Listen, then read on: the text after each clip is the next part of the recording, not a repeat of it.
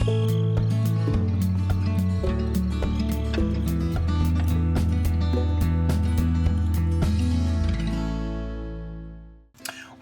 to Herlefeld, Farming Simulator 11, on a map created by SourceWorks and Desperados93. Now, I'm looking at my... Okay, maybe it is taking more. As you'll notice, it's lighter in here now. I advanced the time, so... It took me forward, and I took it through the night. I tried my best to keep our trusty BGA full. Come on, get in there. Can't even poke a bale decent. Yeah, the physics, good old Farm Sim 11 physics. Man, what is my problem here, folks? Come on, go in, go in. It's a little prickly in there. Here, maybe if I... Oops, maybe I need to tip it down. Alright, let me see if that's good enough. And when I did it overnight, I noticed that the plane in here... Oh, you know something? It isn't... It isn't accepting of bales. I wonder if it's even registering correctly. Anyways, I thought maybe it was empty, maybe it isn't. But what I noticed in the middle of the night, to get to the point here, is it all of a sudden quit processing. And I think it's because we are full up of liquid manure, as it turns out. In a previous episode, I kind of wondered what kind of material that we had over here. I know in the newer versions of Farming Sim, they call it slurry or maybe something else, and I believe it is separate from liquid manure. But I went and looked in this time not in the Lua code, but in the i3D file of the BGA, and it turns out the fill type that is used over here is liquid manure. So no different from, what our cows are producing. And speaking of our cows, we still have 50-some thousand liquid manure in storage. Does it say we don't have any regular manure? Oh, that's probably because right now it is going into the trailer that we have parked over there. Now, I ended up using all of the manure that we had. Let me go out to my tractor.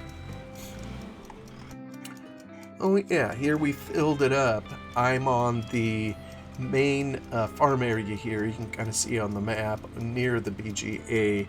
And this is, I believe, the only place... Well, no, I take that back. I believe there is a spot on the farm kind of down over here to pick up liquid manure at the farm. But you may recall I don't even like driving through that area because it makes me crash, or the game crash. So for whatever reason, they put it over here. I don't know how it gets here. There must be a tube under here coming from the farm that just magically puts it over here. But anyhow, over here it is, and I'm going to use this location, to load up. So we already have a full load here. I've been using my tanker here, or this, I don't even know how to say it. Garant, I don't know how to say it. So I used as much as I could, of the hard manure, the solids, if you will.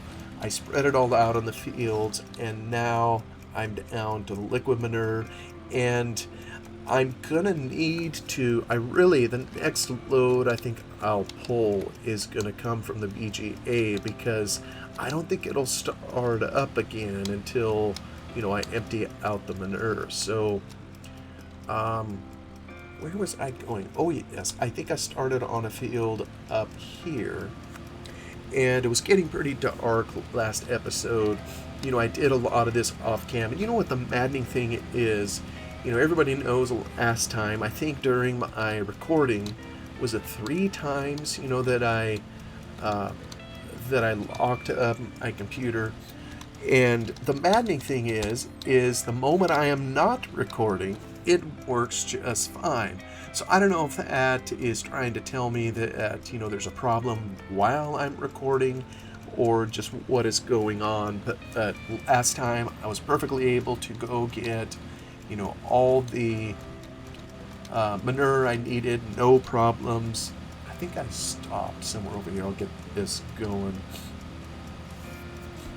And not only that, I was then able to go start picking up the liquid manure, no problem. I was able to go back and forth with the BGA and take care of business there, no problem. Probably at least an hour and a half, and no problems at all. Didn't lock up a single time. It only seems to choose, you know, when I'm recording, you know, to embarrass me. You know, it's maybe a little hard to see, maybe when the light comes out more, but we have another texture here. This is what liquid manure looks like, and I'm pretty sure that when we come out and cultivate over the top of this, that it'll likewise make it go away. So I'm gonna do a load here, and then I'm gonna take this down to the BGA, and so there we go. It was so dark here as I was doing it.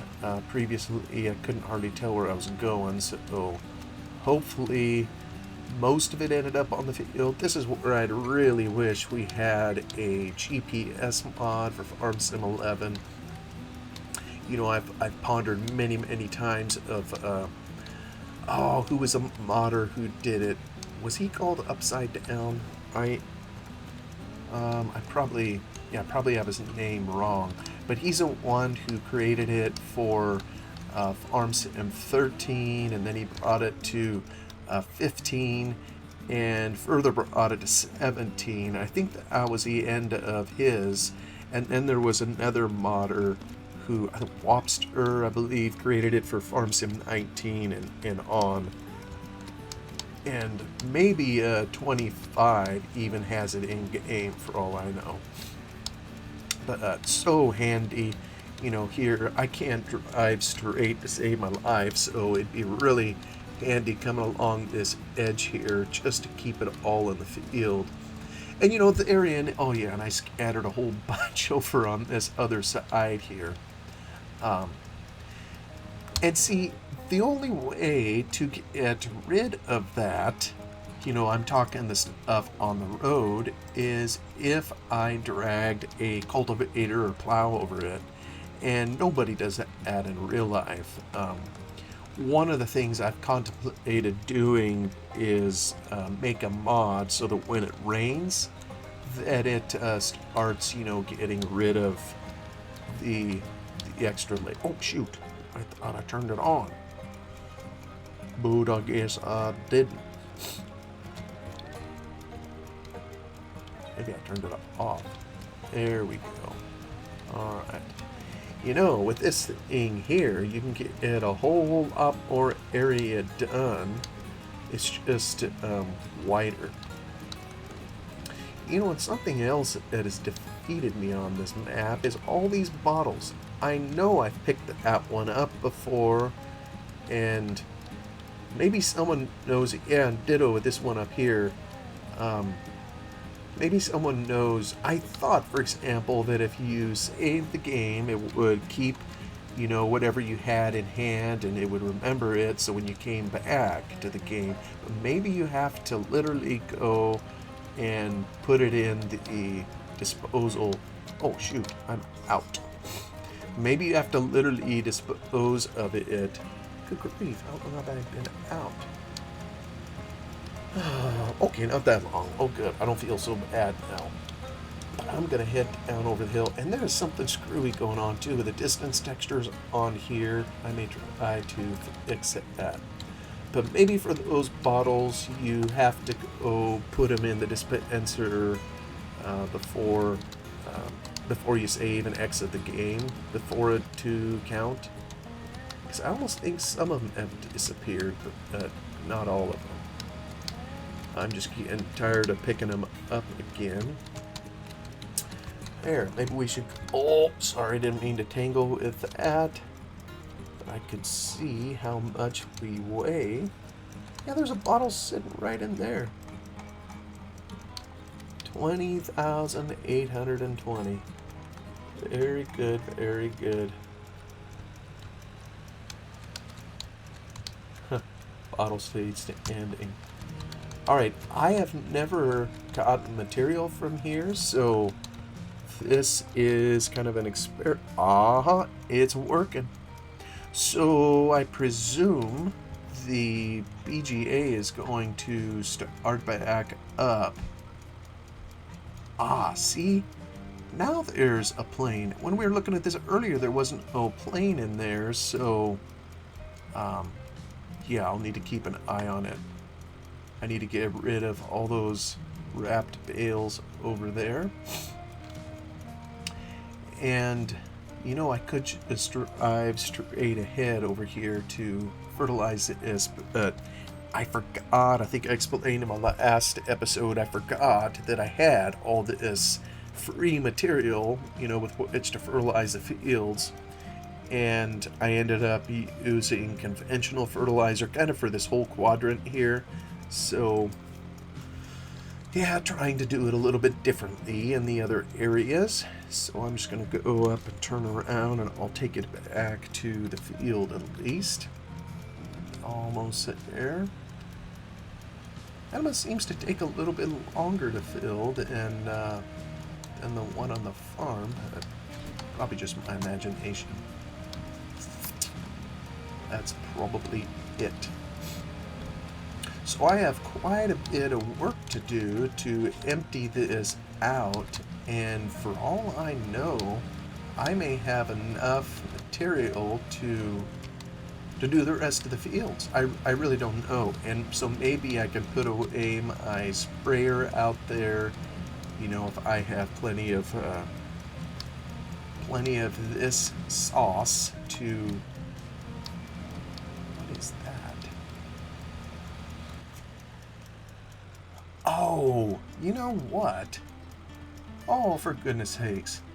It looks like this field, see, I created a big field out of several smaller ones, and it appears, well, you know what, I'll finish it anyhow. It appears that there is no need to fertilize up here because it was already fertilized. So, but you know what, I didn't know that. I couldn't tell in the dark, so as they say, what are you gonna do?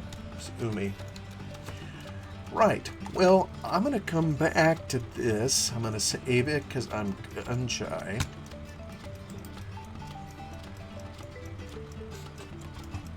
But I have a few minutes here now, and I want to hop out a game to the good old Lua code. There was a question left on one of the videos, maybe just the most recent one. Yeah, I think it was left by Cornholio, who I really appreciate. He comments regularly and keeps me on my toes. He asked the question or he made the comment that he didn't think fertilization had anything to do with the yield. And his point was, you know, if it doesn't have anything to do with the yield, then why would it matter? Because I know one of the things I mentioned in the previous episode was, you know, I didn't like that when I put fertilizer on the ground, that if you cultivated it following putting on fertilizer, that it would remove the fertilization layer from the soil. And I commented that they fixed this in later versions of the game by making the fertilization layer disappear at the point of harvest, which makes a whole lot more sense. Because now in Farm Sim 11 base game, you can harvest the field, but the fertilization layer is still there, and it's only when you till it up, you know, that it goes away. So, but he raised kind of a point, and it's like, well, I thought that fertilizer, you know, was instrumental in increasing the yield, but I wasn't 100% sure. So the only way to tell on some of this is to try to go to the code. So here what I have is the cutter Lua file, which, is the specialization for all cutters in game. So cutter being like the header of a combine. So this tells the cutter what to do while it's performing its function in game. So it's going to have things in here for turning the reel if it has one, and it's going to recognize or try to see, hey, is this a crop I can even cut? So it's got all that going on, and so I kind of parse through it. And here on this particular line, cutting areas end, what this is, each cutter has a defined area, a parallelogram, if you will, that's just the size and shape of the header itself, and it's the part that goes across the ground, this parallelogram, and within the parallelogram, the game needs to know what to do. So this cutter area is constantly coming up with where it is. So, just in the previous up here, it is figuring out where it's, you see this get world translation, and everybody knows a parallelogram is defined by 3 points. So X, Y, Z is 1 point. X1 and X2, those are the second and third points. So when you have those, wherever it is on the world, it puts them in this table called cutting areas end. And then down here is where it says, now let's do something with this. And this is all happening hundreds and thousands of times behind the scenes, that we never see as we're driving our combine along the ground. So what it says is, okay, take this cutting areas end and let's run it through this event called cutter area event run locally, and it sends the area, gives it the fruit type or whatever. So this is a whole separate Lua code, cutter area event, which is not cutter. So I pulled up cutter area event run locally, which is this function right here. So it's going to unpack everything that it was sent, and it's going to do stuff with it. And one of the things it's going to do, probably primarily, is it's going to literally cut the crop. So it's going to, that's this utils function, when it figures out how to do with all these vectors and blah, blah, blah, it'll cut it. And then it's going to say, now, after we cut it, there's a certain area. And if we are cutting something, meaning area is more than 0, there's something else that it does in here. It is going to check if there's any spray. Utils get density. It's looking at the terrain, at the spray channel.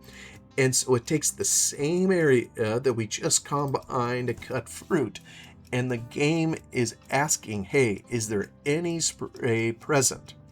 And if there is, if it returns something to spray, meaning there's density, in other words, the game finds a little pixels or whatever in there, then spray is greater than 0, and it gives it multi 2. If there is no spray, multi stays at 1. So watch what happens down here. You got last area being 0. It's kind of going through the areas. These would be the cutter areas. So this is adding up everything that is cut.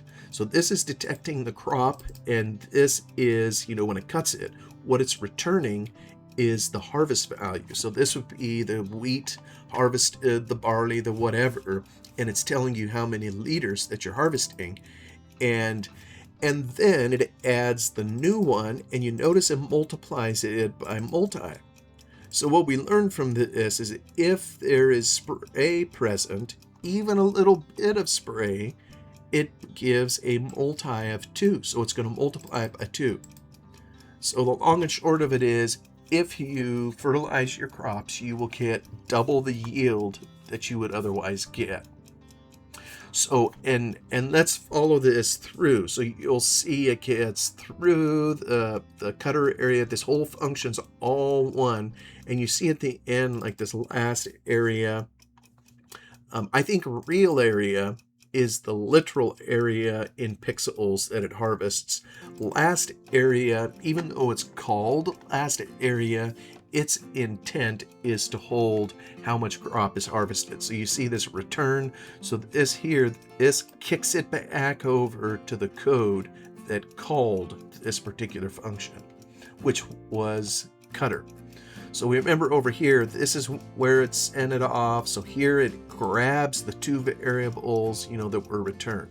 So we know inside last area is this double effect, if you will. So we know that if there was spray, it's carrying double the amount inside here. So it grabs this, and there's a self variable, self last area equals what we just got. So this variable is changing constantly. It's going to be pinging all the time, changing to whatever value comes through. So, and then it does something with it. I think this is kind of the operative area, but hold on to the thought, because you say, well, if all it's doing is doubling it up and sending it here, when does this turn into my crop, and turn into something that ends up in my grain tank? So the other area we need to look at is the combine itself, which has the cutter attached to it.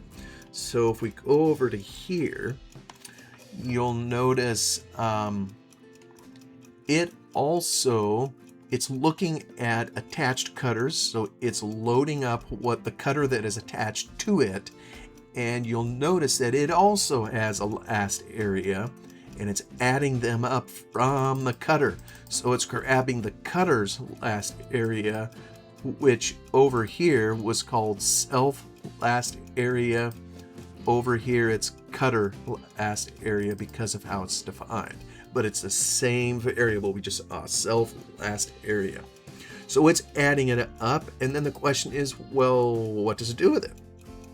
So once it adds it all up from the cutter areas, now it's in the combine's last area. This is no longer the cutter. So what we did here is we talked to the cutter, we got some data, now we put it into the combine, and we figure out what we're growing, and if it happens to be 0, so if it's running on empty, it isn't going to send anything through. But if it's greater than 0, now it's going to do stuff in here. So if you're feeding crop to it, the chopper's going to activate, it may drop a straw swath, blah, blah, blah. And then you come down here and you start seeing pixels to square meters, liter to square meters. Let's see, where's the self last area? So they're trying to figure out the literal, actually, I probably described that differently than I should have earlier.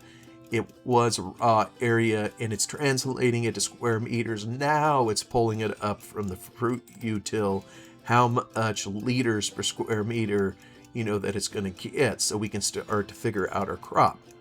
So up here, it's figuring out how much that is per square meter for the particular fruit type. And we get down into here, and you see little self last area sneak right in here. And remember, this here, if it survives through to here, remember, if there was spray back from the cutter area event, this is double the value that it otherwise would be if there was none. So now you're applying pixel to square meter, delta fill level. Oh, we're getting close, liter to square meter that we figured out. So if this is double what it is, now we're looking at grain tank capacity, and pretty soon, this delta fill level is getting added to our grain tank fill level. So I'm sure I bored everybody to tears, but I wanted to just kind of walk through that as to how to kind of read a Lua code. And it takes some amount of tedium, but to me it's fascinating to walk through this, see the logic that they use, to see the order that they put the things in. And to Cornholio's question, this now conclusively proves that, it is worth it to fertilize because you double your effective yield. It isn't just for a show, it isn't just for what you see on the map. So anyway, I wasn't 100% sure because I hadn't looked at this in a long time, so it was kind of a fun exercise to come in here and try to prove it out. So anywho, let's go back to the game. And let me see here. Get this going. I'll get him spreading material. And alas, I probably should have put this on pause when I came out of game. But you know what? That's all right. It advances the time a little bit. Oh, and you know, it looks like we're going to be getting a rainstorm at some point. Yeah, right now we're in the unfertilized portion. So, yeah, this one here, as you can kind of see on the map, I took 4 fields and combined them. And I don't know, maybe I'm just revealing what kind of an American I am by doing that, but sometimes where it makes sense, and I'm not saying here in America they just do that all the time, but there are instances where fields, will get joined or even separated. Many years ago, to help pay for my college education, I worked at Lone Oak Farms. I think I mentioned that before. It's owned by my uncles, and I worked there to earn money for school. And I saw the same thing there. They had behind the house, the main home place, they had, I think there was a time period, 1, 2, 3, 4 fields. And there was times when they merged all of them together and it was one gigantic field. Well, I say gigantic. I really don't know how many acres it was. Gigantic, of course, is relatively speaking.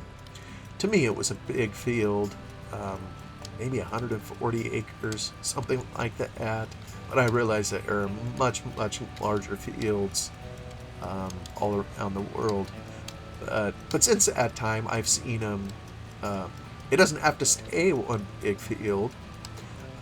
They've since pared it back, depending, because a lot of times you get a contract for something you're going to grow, and it's only for a particular amount of acres a lot of times, so that's all the more acres that you plant. So you plant something else in another piece of it, and before you know it, you have more than one field again.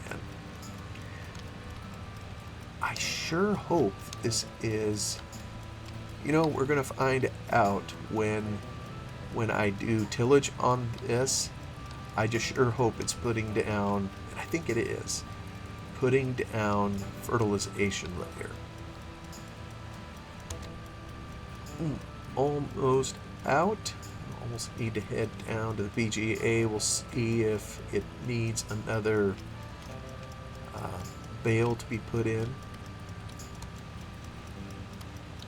And this BGA, it's kind of a curious thing too. I'm pretty sure I increased the capacity where the bales are going in, but as you can see, I still haven't hardly dented, the first bunker. There's 3 of them. But I don't know. We don't have a BGA around us. I don't know what normal is, to where, and maybe this is just intended to be a multiplayer map, and there should be lots of people in here. And if they were pulling material out of the manure, liquid manure, the BGA would still be working, and it's my fault. I sped it up, so should I be surprised? Maybe not. But anyway, yeah, see, the level in the air has gone down, so I'm gonna get this toyed around and loading. Hopefully I can load on this side too. I'll see if I can. Yep. All right, I'm gonna go over to my tractor and we'll feed the BGA.